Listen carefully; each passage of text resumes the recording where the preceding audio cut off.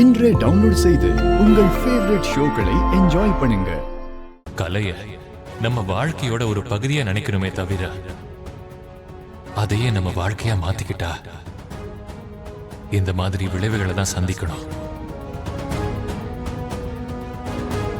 கலைக்கு எல்லையே இல்லை, ஆனா கலைஞர்களுக்கு எல்லைகள் இருக்கு.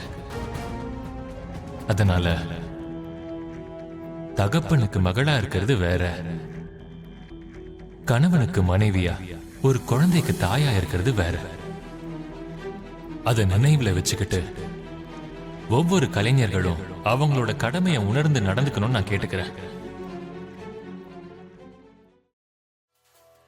நன்றி.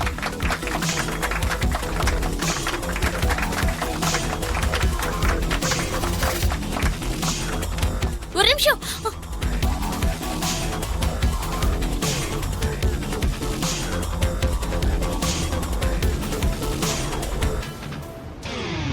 நீங்க இது வரைக்கும் பேசினது எனக்கு சுத்தமா பிடிக்கலங்க.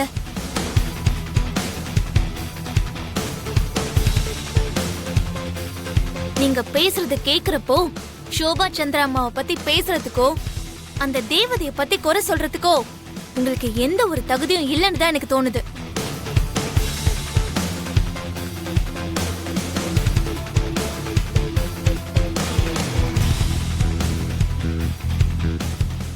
எனக்கா?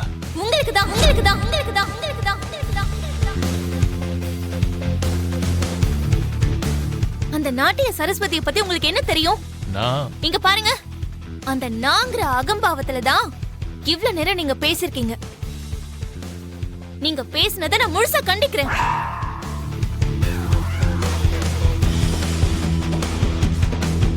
இந்த தேவதையோட பேரை சொல்றதுக்கு கூட ஒரு அருகதை இருக்கணும் சார். நீங்க இந்த சமூகத்துல வேணும்னா ஒரு பெரிய இடத்துல இருக்கலாம், ஆனா நாட்டியத்துக்காகவே பிறந்து நாட்டியத்துக்காகவே உயிர் வாழ்ந்து அந்த நாட்டியத்துக்காகவே உயிர் தியாகம் செஞ்ச அந்த தேவதைய பத்தி பேசுற எந்த தகுதியும் உங்களுக்கு கிடையாது.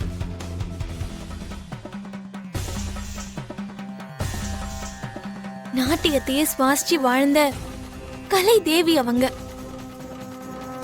சாஸ்திரிய நடனத்தையும் அந்த நடன முறைகளையும் உலகத்துக்கு எடுத்து சொல்றதுக்காகவே உயிர் வாழ்ந்த கலை தேவி அவங்க.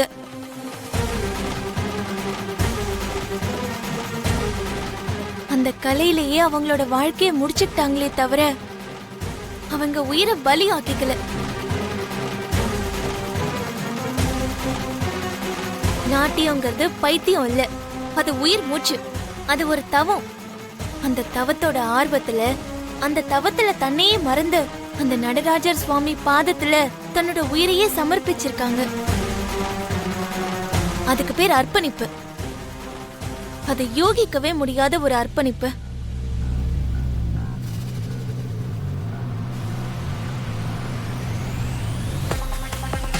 தயவு செஞ்சு அவங்கள பத்தி வேற எங்கேயும் இப்படி கேவலப்படுத்தி பேசுறாதீங்க.